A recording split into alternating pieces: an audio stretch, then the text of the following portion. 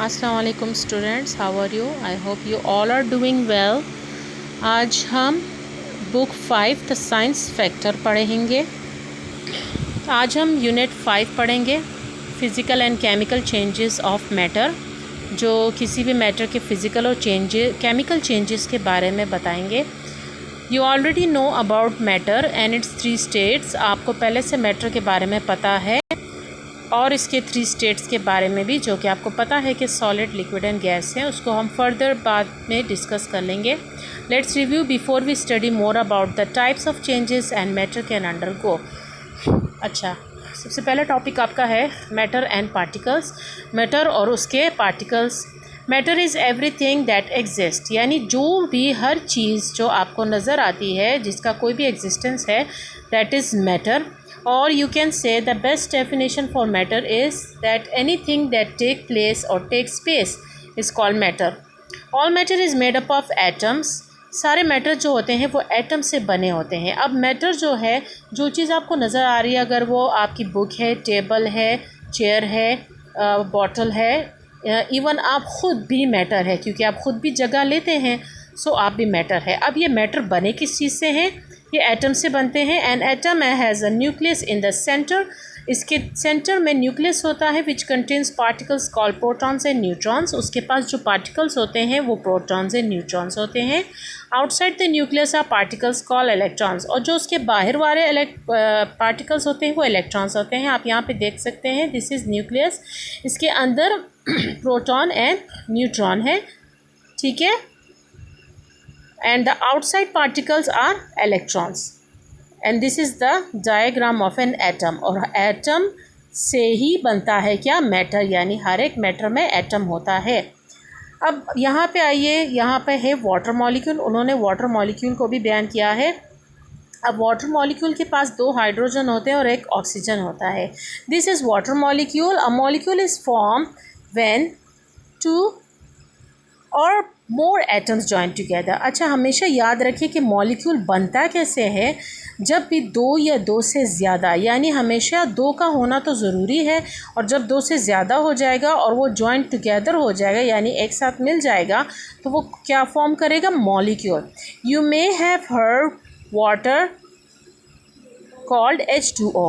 आपने कभी सुना होगा कि वाटर को हम H2O भी बोलते हैं। और वो क्यों बोलते हैं हम? क्योंकि जो वाटर का जो मॉलिक्यूल है उसके पास 2 हाइड्रोजन है, 1 ऑक्सीजन है। That's why it is called H2। H से क्या है? Hydrogen, and they are 2, that's why H2। Oxygen 1 है हमारे पास, तो ओ सिर्फ हम सिंगल ही लिखेंगे। This is because water molecules are made up of 2 hydrogen atoms H2 and 1 oxygen atom. अच्छा, अब यहाँ पर हमारा ये टॉपिक आ रहा है कंपेयरिंग स्टेट्स ऑफ मैटर। अब इसमें हम मैटर के स्टेट्स के बारे में पढ़ेंगे बच्चों। जैसे कि आपको पता है कि we have 3 states of matter which is solid, liquid and gas, ठीक है। The 3 main forms of matter are gas, solid and liquid. Whether something is a gas, कुछ चीज़ें गैस होती हैं, कुछ चीज़ें सॉलिड होती हैं, कुछ लिक्विड होती हैं, depends on the way its particle move and how tightly packed they are। वो डिपेंड करता है कि इन चीज़ों में, यानी सॉलिड है तो अगर इसका जो पार्टिकल है वो किस तरह मूव करता है, और या वो किस तरह एक दूसरे के साथ टाइटली पैक्ड है।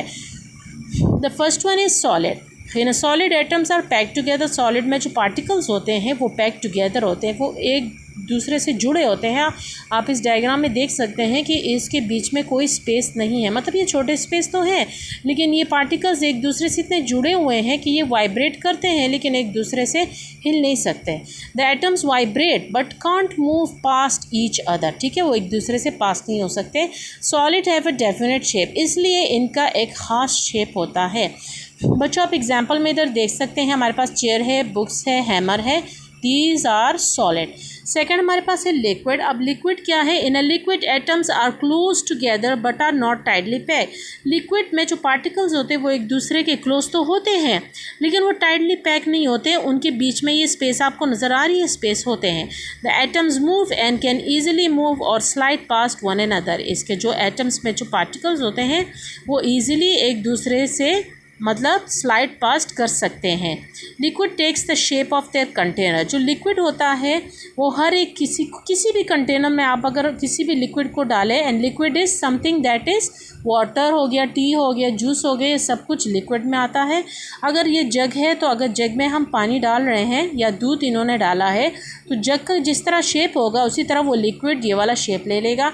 इसी तरह बॉटल में जो लिक्विड हम डालते हैं तो वो वही शेप ले लेता है। Liquids take the shape of their container, liquid क्या करता है, अपने ही कंटेनर का शेप लेता है, इनका अपना कोई शेप नहीं होता बेटा, रिमेंबर दैट। अच्छा, तीसरा हमारे पास है गैस।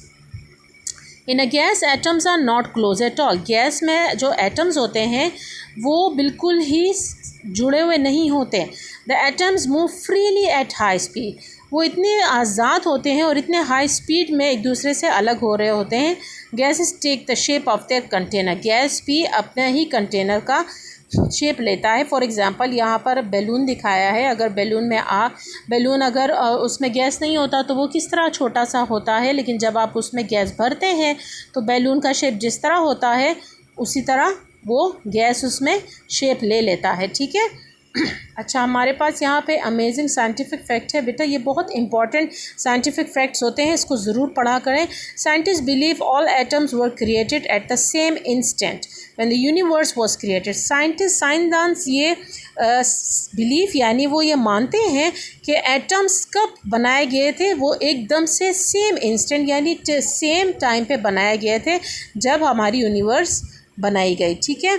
यहाँ पर हमारे पास इन योर नोटबुक के कुछ क्वेश्चंस है। Right a note on Albert Einstein.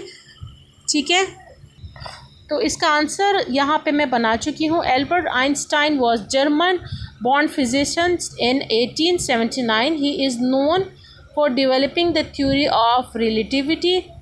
He also won the Nobel Prize for Physics in 1921. ठीक है, हमारे पास दूसरा सेकेंड क्वेश्चन क्या है, What determines whether the matter is in solid form, liquid form or its gas form? वो कह रहे हैं कि ऐसा क्या होता है जिसकी वजह से हम बता सकते हैं कि सॉलिड, लिक्विड और गैस जो है वो किस मैटर जो है वो किस फॉर्म में इन तीनों में हो सकता है।